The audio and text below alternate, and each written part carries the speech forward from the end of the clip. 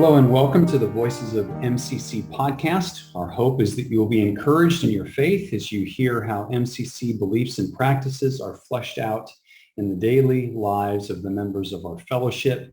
And I am on location today in Malang, Indonesia with Ms. Liz Viens, and such a joy to be here. My hope today is to catch folks up with Liz and to get you all ready to welcome her back in just less than a week here from the time of this recording. Liz, good to see you. Good to see you. So we are in an open home, so it's got windows open because the tropical air is warm, and there's construction right across the street. And so all the noises of a city, well, we may hear some motorcycles buzzing by, but I think they've got the street partially shut down because of construction. But noise and people around in a densely populated city. And we'll get to more of that here shortly. But Liz, some folks at MCC may not know you. Catch us up on your history at MCC.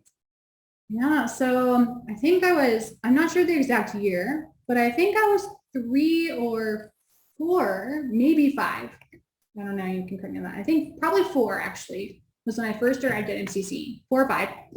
And with my family, I just had 2 siblings at that point. And I just remember really loving it. I remember going to the teeny tiny little kid pre-reader class and having fun with the Chipman girls, immediately loved them right away. And then our family just decided to stay there, and I've been there ever since. Went through all of Master's Kids programs, and the only one I missed was nursery.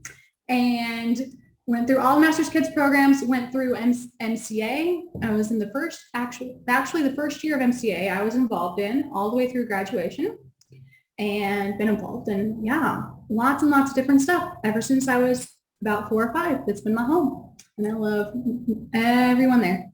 And you were a servant there at MCC as well. You went on missions trips to Croatia and to China. And along the way, since a call to missions, you volunteered with MCA at Junction and kind of caught the teaching bug there, and now have your bachelor's in elementary education from Calvary University there in Kansas City. And let's think a bit about that call to missions. What was that like for you? And then specifically to Malang and Wesley School here with Teach Beyond.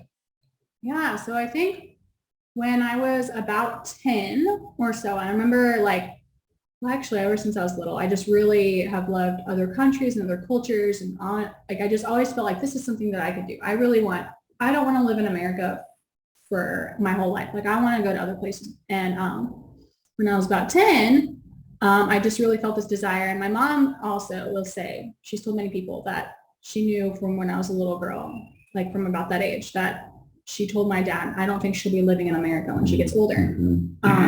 Just something that was always, I always just wanted to do that. So when I went to university, it was kind of on the back of my mind, I want to get my education degree just to have an open availability to go wherever God wants me, because every single country in the world, every context needs education. So it's a very versatile degree. And then when I was in college, I had the opportunity to visit Russia to teach for a week and a half at a school in Russia, an international school. And I really, really enjoyed that situation in that scenario. And then kind of after that, the Lord just kept opening up more and more opportunities to visit different places. And I really didn't know where I wanted to go. I just was like, Lord, I remember having a conversation with God, just saying, I'm not bilingual. I don't have a certain place that I really want to go. I have no connections to really any place. The world is just open. I want you to show me where. And I went to Croatia through MCC and China through MCC. And then I also visited Mexico through a best friend of mine. And just I liked all the places, but nothing really felt oh, this is where you need to be. And so when I graduated college, or right before I graduated, maybe my junior year, I remember just really praying, Lord, where do you want me to go? I could go literally anywhere. And I signed up with this organization called Teach Beyond because they seemed very interested in helping me go where God wanted me. I didn't have to choose beforehand. I could just sign up with them, and they had different different education initiatives in multiple countries that I could kind of just choose whatever I wanted. So I was praying through like, Lord, where on this list? They give me this long list of schools. And I'm like, where do you want me to go? And the Samoff family was in town that summer. And I remember talking with Sarah, and she was saying that, oh, you're about to graduate. You should come to Wesley. And I was like, well, that's great, but I already signed up with this teaching organization and I want to stick with them. And I remember her saying, oh, what teaching organization? And I told her it was Teach Beyond. And she said, oh, this year they signed up under that organization. Like you could just ask to go to Wesley. And I looked on the list and sure enough, there was Wesley School. So I literally just told my organization at the moment, I just felt like the Lord was saying, here's your door. Like, this is where I want you to go. Like, it was just too random. And I just felt such peace. Like, here's where you're going. So I just told my organization, I want to go here. And they said, all right, you're going there. And then here I am. That scenario is still one of the coolest of my life, to remember that conversation that you began to have with Sarah and my wife, Julie, and Sarah talking about this. I think before Sarah Samoff spoke with you about it, and just connecting the dots at a conference that we had at MCC for World Partners and what was going on, and just a delight. And now to get to see you here in your element, where we are sitting is just a 5-minute or so walk from Wesley School where you teach, and looking forward to more connections there. Let's think about this year. So you have been here in Malang for 2 years. This last year, getting back to education and COVID and so forth. So we are recording here. You finished the school year. You have field day in a couple of days to wrap things up, but just fun stuff to come. Let's look back at this year. And are there a few snapshots of life for you, especially at Wesley and with teaching, that you could describe for us that are confirming that you are to be here? So what I'm thinking about is, for instance, an artist who completes a painting and someone walks by as soon as that painting's done, and the person says, I want to buy it. That's what I want. And that confirms for the artist that they should be an artist, that they're painting in the right way. Or the athlete who completes a play or makes a basket or makes a shot or a hit that contributes to the game or a win, and everyone cheers. That's what that person should be doing. Were there a couple of snapshots this year in the midst of COVID, in the midst of all the difficulties, that you could share with us that were the Lord's confirming of his call for you to be here? Yeah. So as looking back, I think there's a couple of specific times in school. This year was really challenging in that for most of the year, we haven't been allowed to be in person. Still, only recently have we actually been allowed to have full-time in-person school. And even that's been restricted still. So it's been a really hard year, just emotionally, just spiritually, just always looking at a computer screen, logging in, and all the fun part of being a teacher has been taken out, left with just the mundane work. But there is one particular kid in my class who, even after every single person was allowed to come back, his parents refused to let him. They were very, very, very afraid of COVID. And he wasn't able to leave his house for the majority of COVID, like unable to leave, not even to play in the yard, like not allowed to leave. And it was really challenging for me to watch that because his parents also don't give him a lot of attention. So it's mostly just him in the house doing his own thing most of the time. So he's got unlimited access to the internet at the age of 7 with unlimited devices, just not a lot of supervision. And it was really hard for me to watch that happen to him and not be able to do much about it. There was just a few times where, even though it was so frustrating, the situation with his home, the situation like so unorganized with school, he just really didn't get a lot of learning in this year. And just there was a few times where he would make a comment and it'd be like, oh yeah, like I'm here for this little kid. Like he needs this love and attention from someone. And even if it's through a computer screen, I can offer some sort of consistency, some sort of like guidance, some sort of care. Like he just needs someone to love on him. He doesn't necessarily have to learn this math fact or this reading, like that can come later. But what he really needs is just to have someone that loves and cares for him. And there were several instances where the Lord just reminded me through this little boy, like, this is why you're here for him. Like he needs this. And finally, On Friday, which is our very last day of school, he randomly shows up to school for the very last day. So it was my very last day of school, my first day where I had 0 Zoom school, and it was fantastic. And I mean, this is his first time, one of the first times he's had interacting with any kids in the past 2 years, because he's an only child, or not only child, but his brother is way older.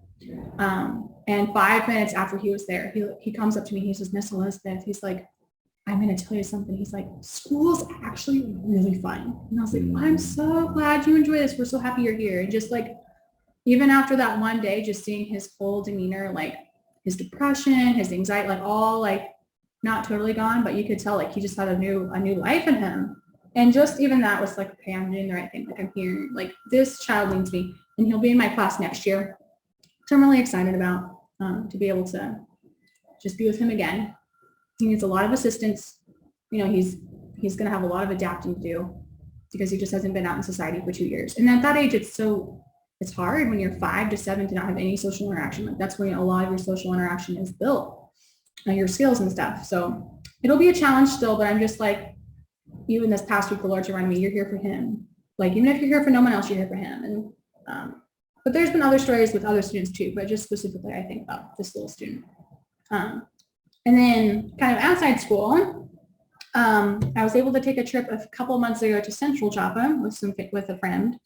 And we went on this trip and we were standing on the top of this mountain. It was actually an old Japanese war spot where they built Japanese bunkers during World War II when Japan was trying to take over Indonesia.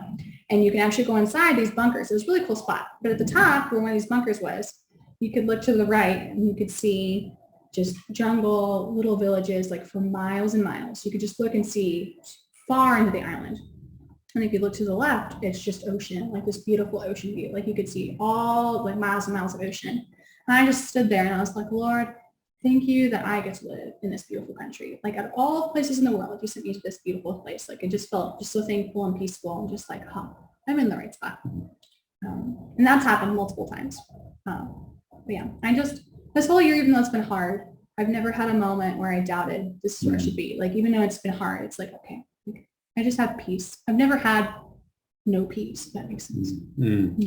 So fun to hear you reflect. And I think the Lord gives us those special moments of remembering his goodness and what he has done for us with his providence and how he is working and opening doors and sustaining us and providing opportunities for us to use our giftings and have some fun and so forth too. All right, quick speed round. These are questions that we did not plan. I didn't let you know I was going to ask you, but here we go.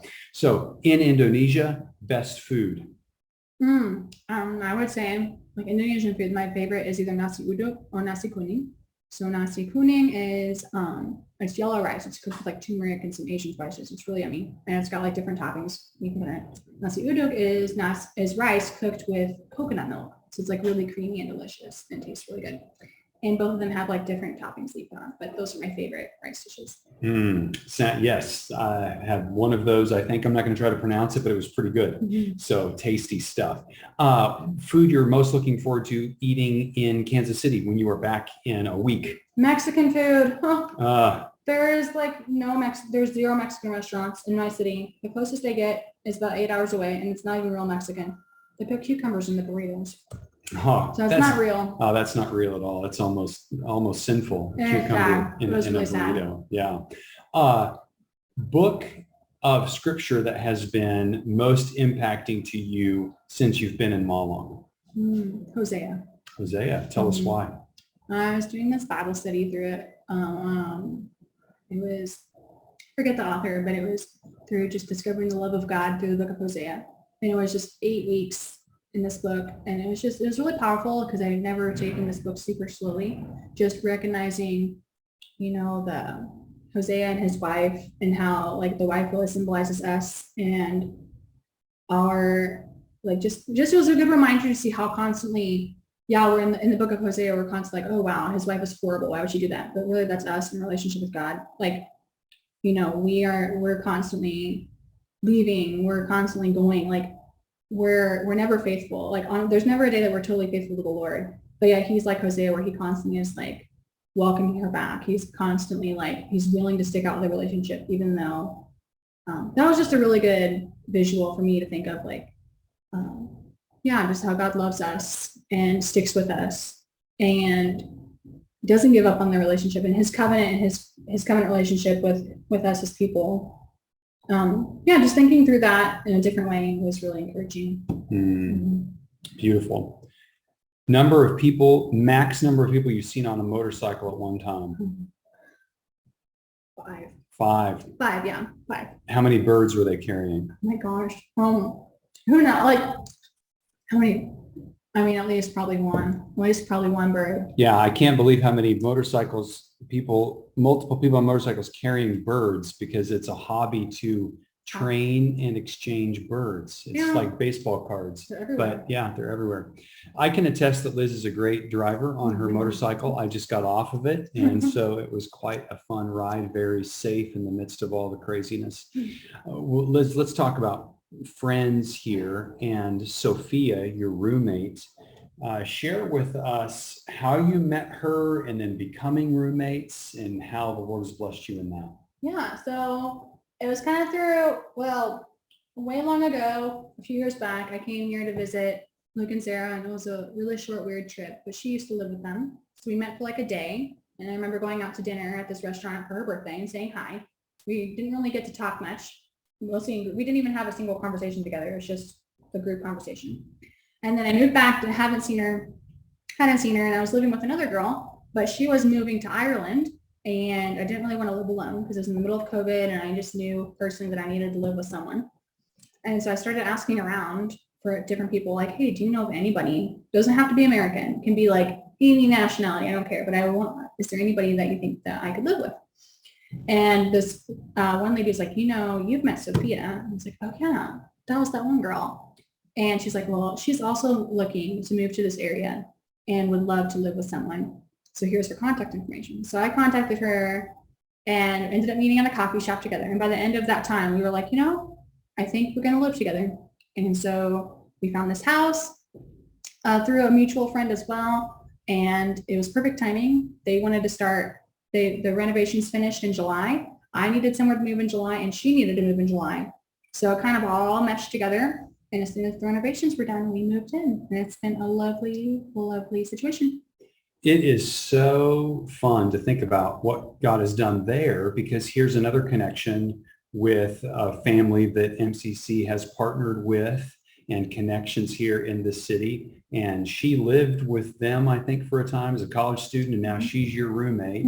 And just the community, the tight-knit community of believers here in Malang really reminds me of MCC.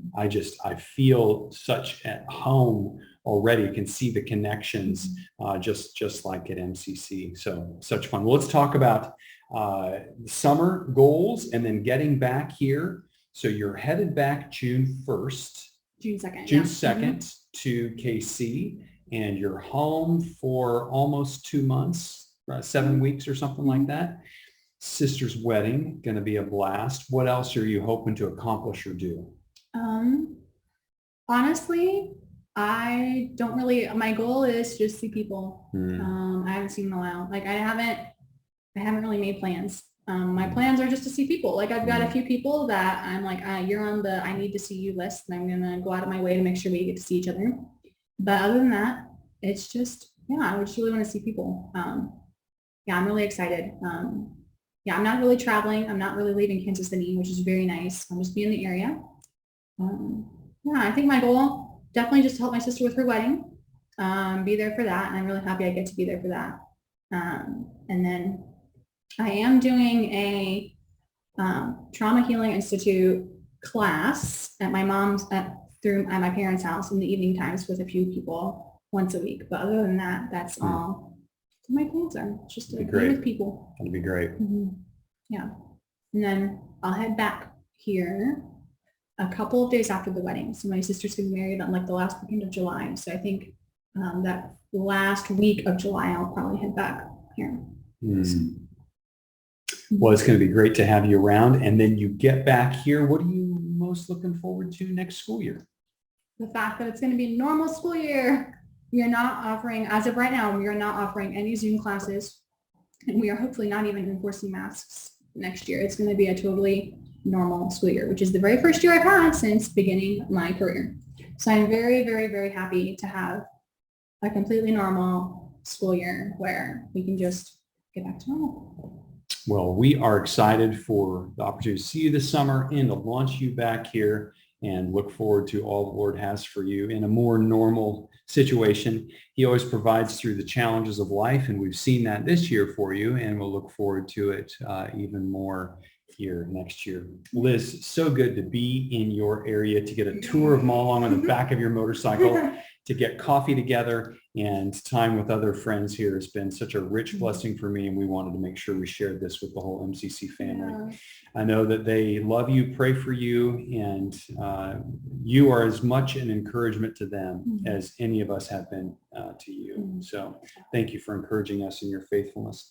MCC, I do want to thank you for your faithful partnership to Liz and others, and all that you do in interceding and helping and serving and giving. And I want to thank especially here Alex Volkman for producing the Voices of MCC podcast, and Pastor Adam and Caleb Sheffield for their musical introductions and conclusions. With that, friends, until next time, the Lord bless and keep you.